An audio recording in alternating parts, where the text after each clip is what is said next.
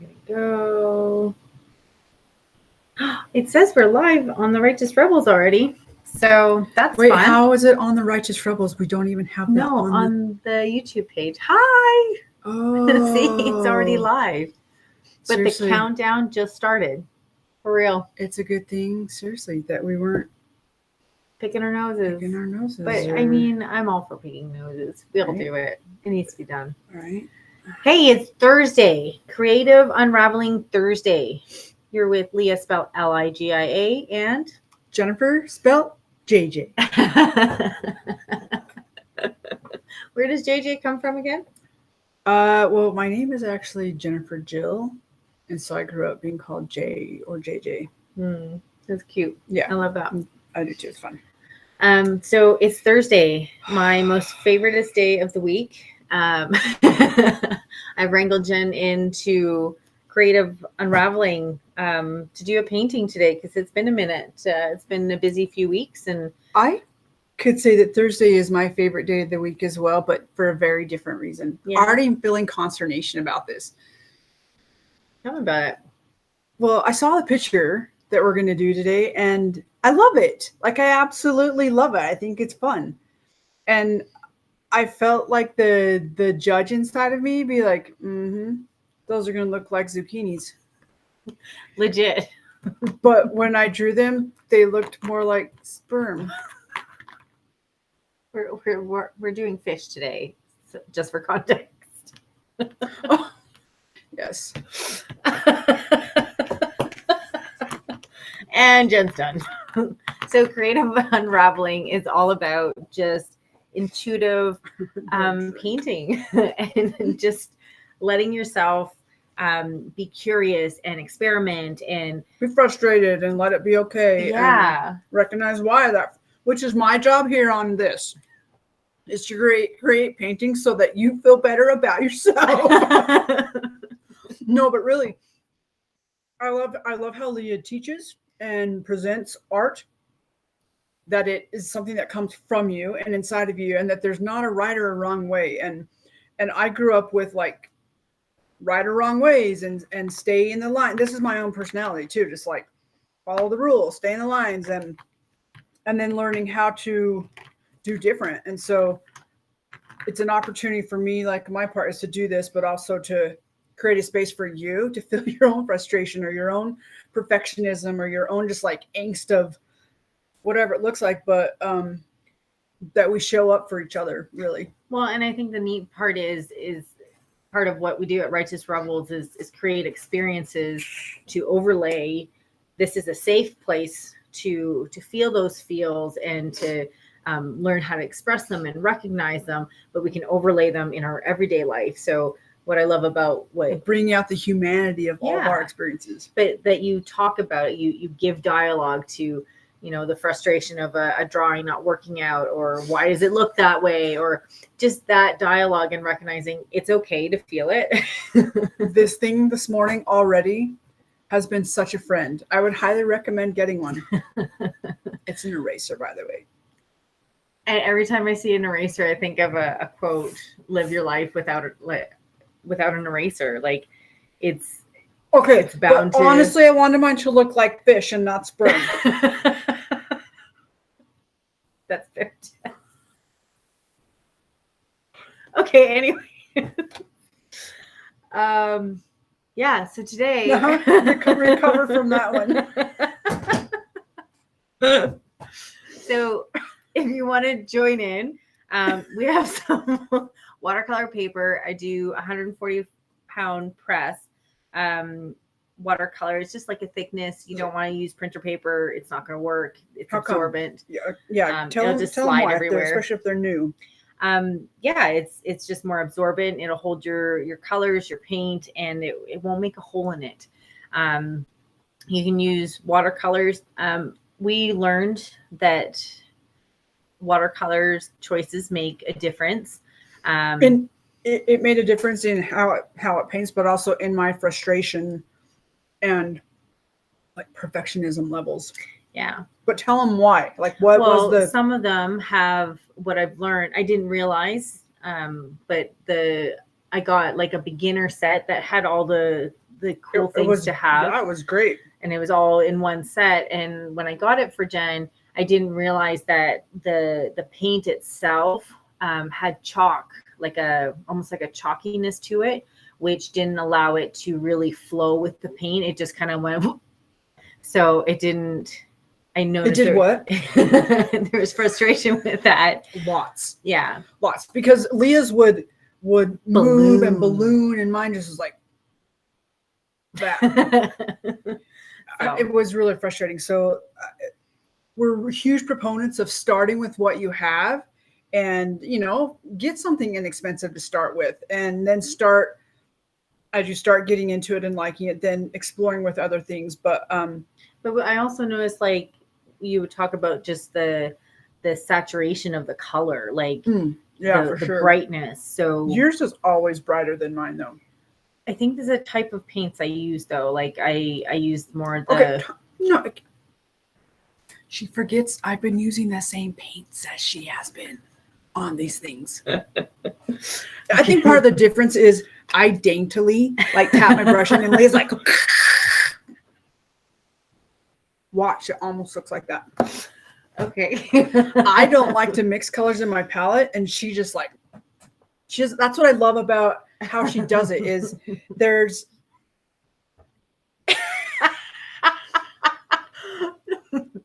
We're watching for like comments and on the replay and just watching Jen go like this.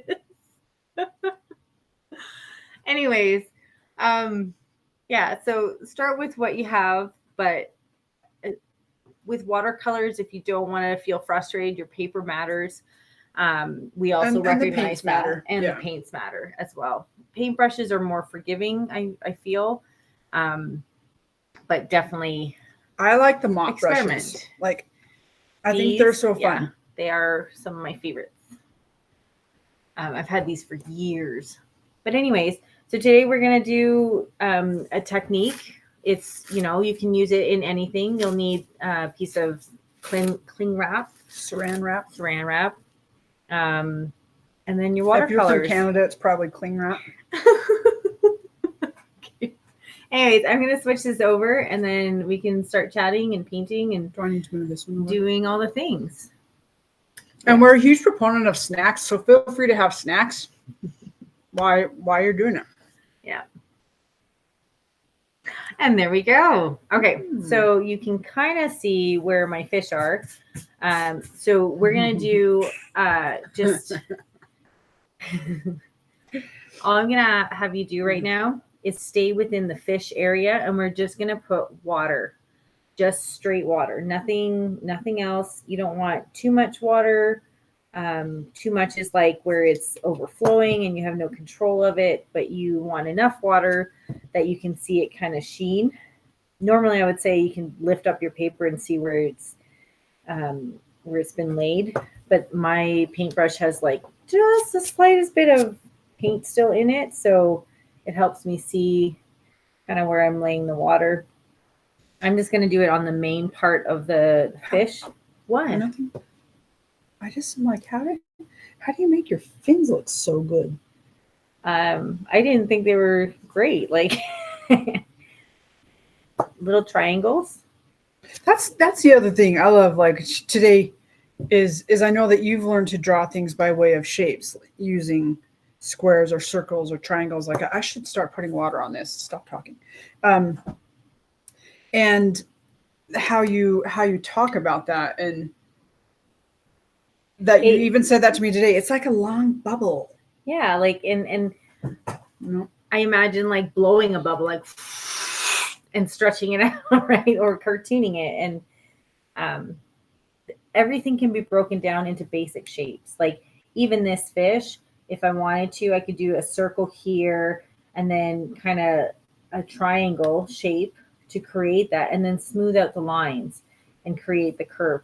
This one I actually drew one side and kind of the motion I wanted the fish to make. So I started here at the head of it, and I just kind of swooped it. Imagine the head and then like the tail kicking off. I did that too. I did that too, and came up with something very different. Yeah, so I'm just gonna make the bodies wet with like just the water again, not a whole bunch of water. I'm doing both at the same time on purpose, just because that way when I go to putting drop in the colors, I I can mix that up. What? What's so funny? I leave that one to myself. Fine. Just because I know I've got your mind going. So I have some like an orangey. So these are like koi fish. So you don't want it to be a uniform color. I'm gonna use yellows and orange and red, but I'm just gonna like pop it in. So in different areas, just get my brush wet and then just tap it in different spots. I'm gonna make more of a line in the tail, just so it continues that motion and makes like a stream. See how it's starting to spread in here? And I just kind of dropped in a little bit of the color. This one, it might be a little bit too wet. And I'm going to take another type of orange. Oh, I love when it does that. It's like one of my favoriteest things. It's one of the things that like really fascinated me about watercolor. Me too. When I watched it on videos, but then when I tried to do it, I was like, what the? How did they do that? Because mine does not look like that. Some people do their whole art like that. Like it just. I watched I think it was they did a dolphin. They just like put water on the page. Maybe it was a stingray. And then black and they dropped it in, and the whole thing just took shape. It was the craziest. Yeah, it was the craziest, coolest thing. And it's so beautiful when it just does it too. You have to have enough. Well, yours is doing it. Mine's cool. I'm gonna say it's catching on to what I'm asking. I think a lot of it is one of the biggest question is like, how much water do you know is too much water? I think I've put too much water in this at the moment, but it's just gonna have to be okay. And it's a lot of it is just trial and error, and you learn by doing. And you have some pieces that are like, wow, I can't believe I did that. And other pieces that are like, wow, I learned some things doing that. Yeah, I just drew banana birds. So I'm just going to kind of fill in my fin here while it's kind of still wet.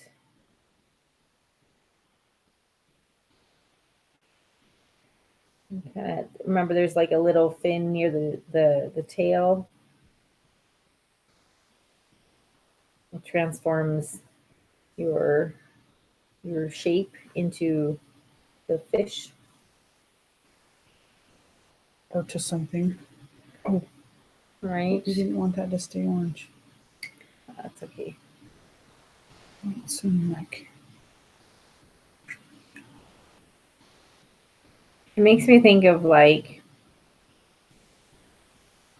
so I was listening to The Big Leap again recently.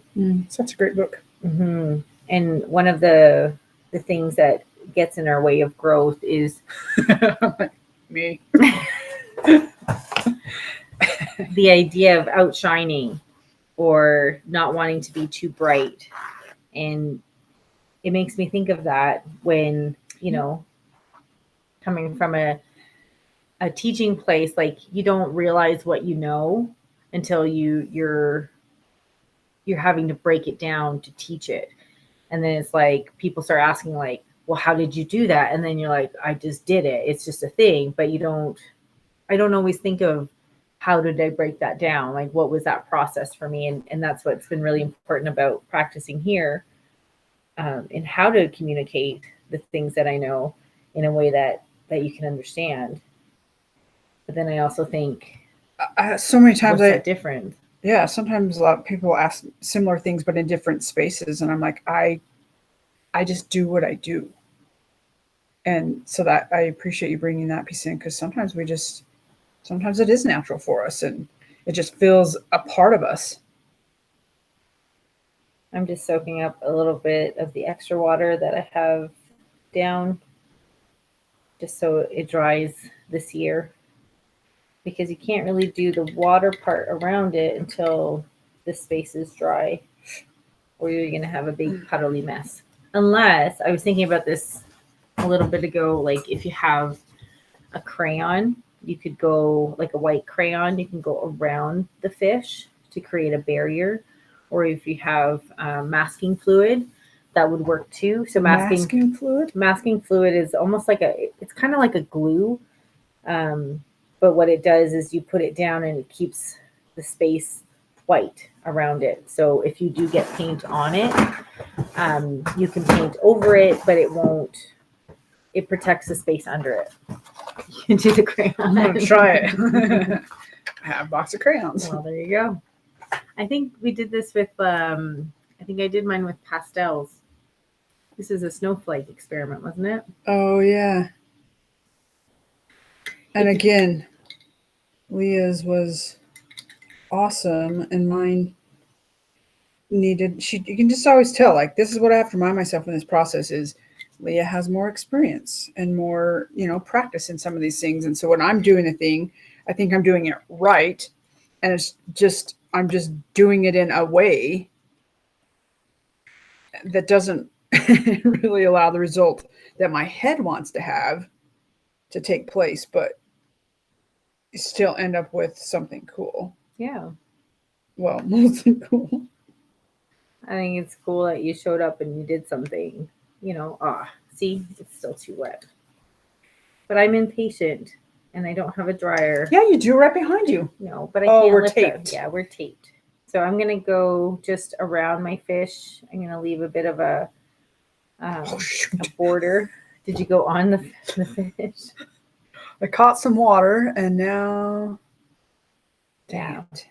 Definitely you want to let it dry. But again, I'm impatient, so I'm a proponent of let's see what happens. So I'm just gonna wet this part for now. Is that part of just like being playful in your creations? Yeah. And impatient. Like, I legit can be super impatient. I can be really patient. I think that's part of why I have to have like 5 paintings going at once. Like, I don't ever just have what are you doing? So I just wet around the fish on this side, mm-hmm. and I'm just popping in your colors. Yeah.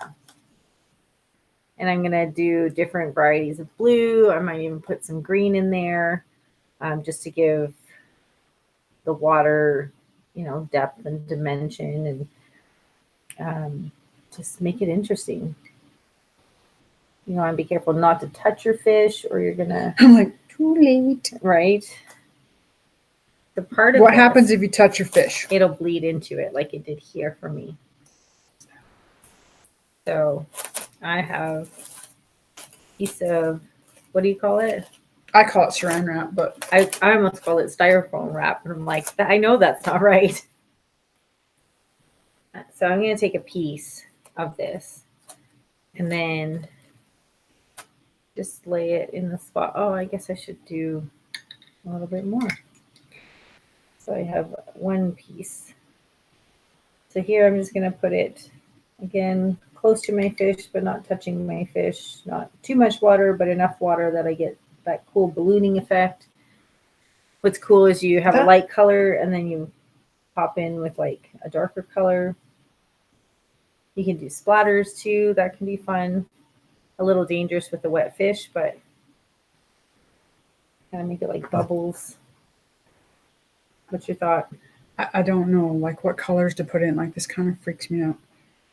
All the blues? Yeah. See, that piece is so fascinating to me. Because yours balloon, mine just blob. So pick a different color or one that's not super close to the color that you have, because that can make. See, look, it just blobs.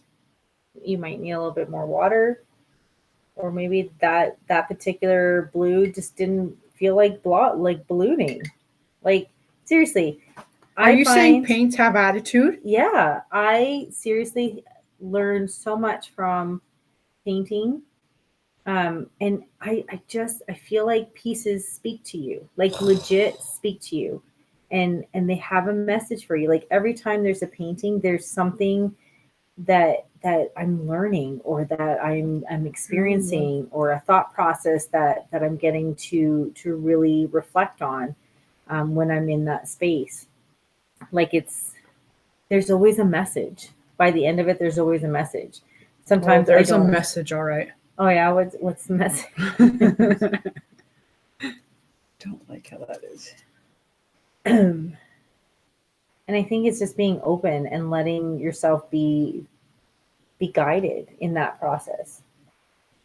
I learned so much about patience and giving myself grace, and realizing, sometimes what I perceived as a mistake in my painting, that because it didn't go the way I wanted it to, which is super common for watercolor. That it doesn't go the way you want it to. Yeah, Yeah. because it moves, but what I discovered is, like, when I didn't try to quote unquote fix it, but worked around it or with it, or just made it a part of it, it just made it interesting. And um, I remember that spot in it every time, and it's just a different way to experience the whole process. Like, it's not, there's no outcome. Like, it really is. Okay, that part, like, talk about that, because I think for lots of people, myself included, like, there is an outcome. You look at something and you think, okay, I think we're taught to be outcome based. Absolutely. So talk about that a little bit. Like, how do you go about it as without allowing your mind to get in the outcome mentality, that just to allow the piece to happen? Because that's something that I still struggle with. I saw the fish that you presented. I saw what I had drawn on my page. I will spare you from telling it what it is again, but and I want to be, my mind goes to outcome based. Like, how I'm actually enjoying this process. I don't know what the difference is today, that I can just let it go. I'm not in love with what my fish look like, but I'm okay. Um, how do you go about, like, You can not being always do it outcome based? again. What? You can always do it again. Like, this isn't the be all end all of what you're capable of creating. It's, you can always show up and try again. And, every time it's going to be different. And sometimes you're going to think, I have this experience. Now I know what I'm doing, quote unquote. And you still get surprised, and you still get to just realize, if it didn't turn out, quote unquote, the way you wanted it to, you can show up again and you can try again. I really try to look at my paintings as a place to play. It keeps me out of judgment. It keeps me Which is honestly fun. how I observe you to live the majority of your life. Like, you're human and you have all that, but I do notice that is a theme for just your human existence too, is how can I make this playful? Well, I think we're always put in places where things are boring. Like, there was a season of my life where I was working at a factory, in the night shift. And honestly, just a way to get out of my house and have some extra money. Night shift was less like, what's it called? People watching you. Um, and it just worked for my family at the time. And it was boring, monotonous work. But I found ways to entertain myself. And I think when you can do that in any aspect, like, I can't even wrap my head around, like, being bored, because to me there's always a way to make it play. um, how do you look at it? And it's really like, how can you perceive this differently to make it fun?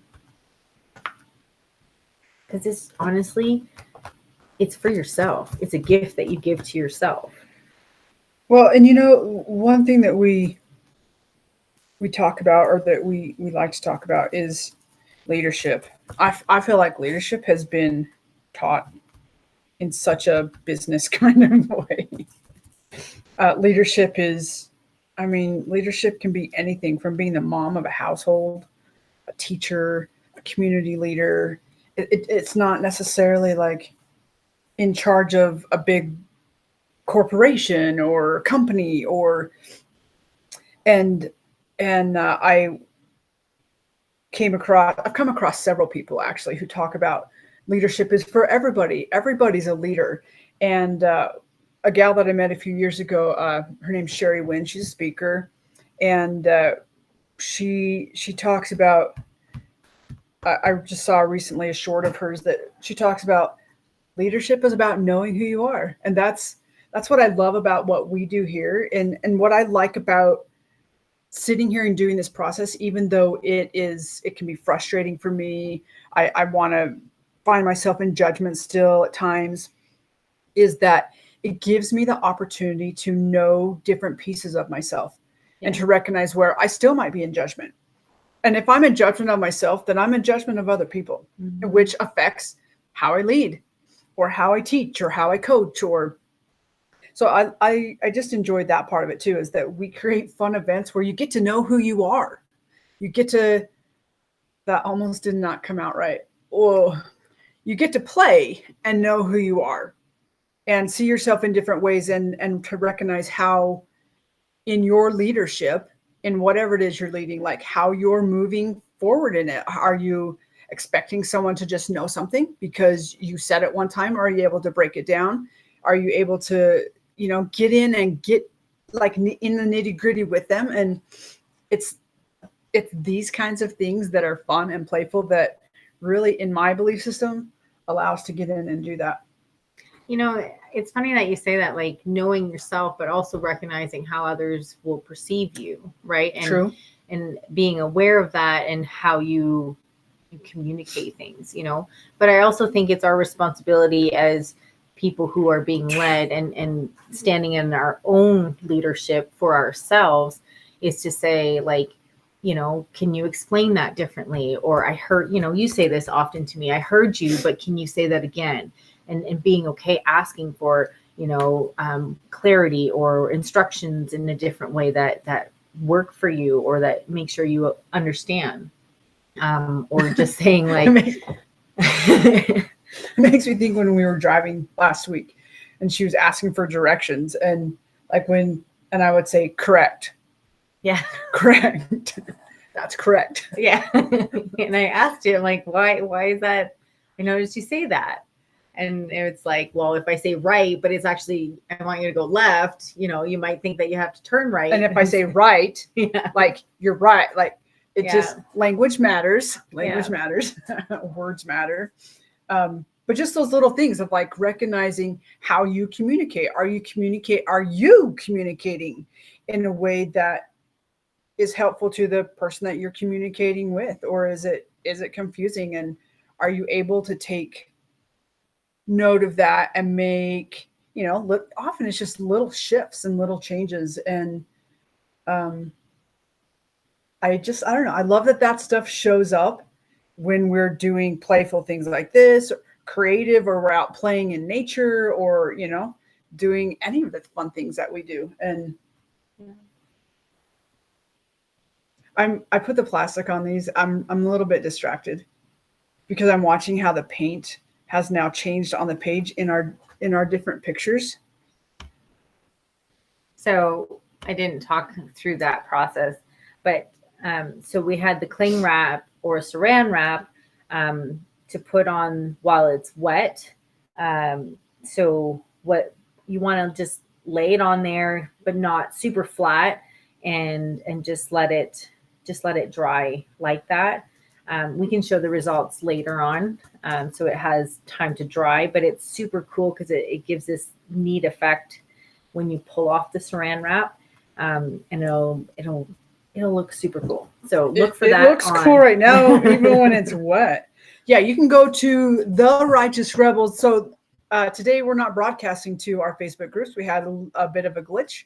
And so thank you to our YouTube and our LinkedIn family and community out there. You can find our art gallery over at therighteousrebels.com. No. At The Righteous Rebels Facebook group. Yeah. You can find our live and unscripted and other things that we do over at therighteousrebels.com. Yeah. But we do have an art gallery. We love to see what you're up to, especially if you've joined us in an art project, or if you have something of your own. Like, what other kinds of creative things? Yeah. We've had people share their quilts, a meal, Their own paintings. Yeah, their own paintings. Poetry. Mm-hmm. Metal art. Like, it's so many things are on there. So we invite you to share it there. We'll post this link. You have that pinned to the top, correct? Yes. So you'll be able to find it easily. And if you're part of the Righteous Rebels group, I'll be posting this link there and our pictures. So awesome. I can't wait actually to see how these turn out.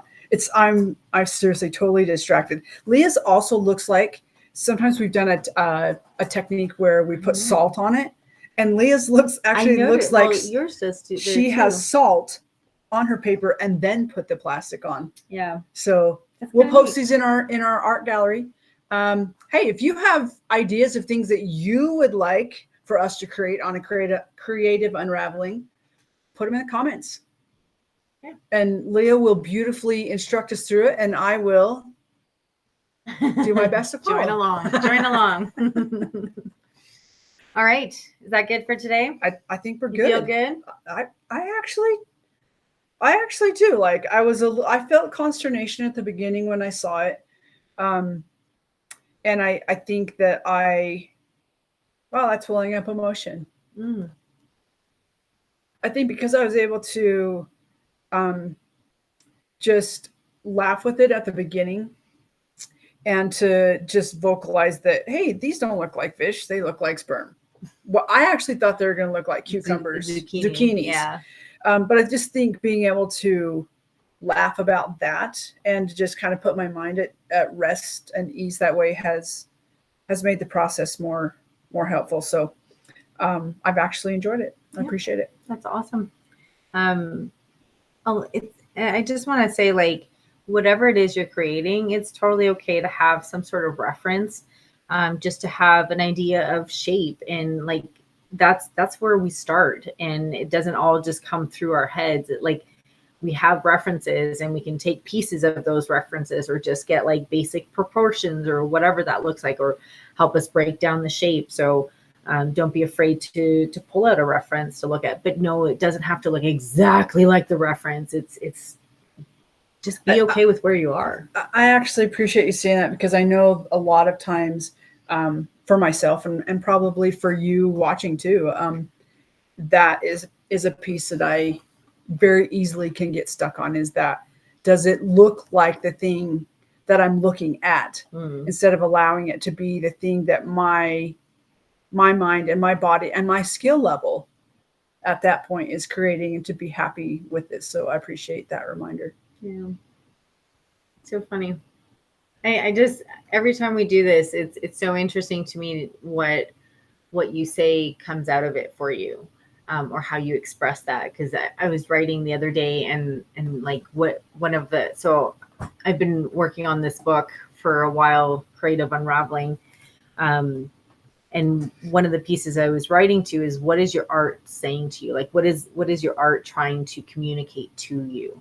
Because whatever is going on inside of us is going to come out in our art, whether we we recognize it or not. And it's a way that we can, it brings up those thoughts and those feelings, but it's also, a visual on paper. Like, we get to go back to there. Oh yeah, that's what that lesson was, or that's what that feeling was. And it's a different place to understand yourself and reflect.